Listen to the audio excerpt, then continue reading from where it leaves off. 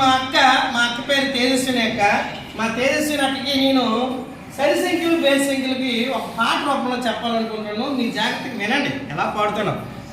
అక్క ఒకటి తీసుకొని రెండు తన్న బాగిస్తే, ఒకటిని తీసుకొని రెండు తన్న బాగిస్తే శాసం ఒకటి వస్తుందో లక్క. ఇది బేసి సంఖ్య అవుతుందో లక్క. ఓలక్క ఓలక్క.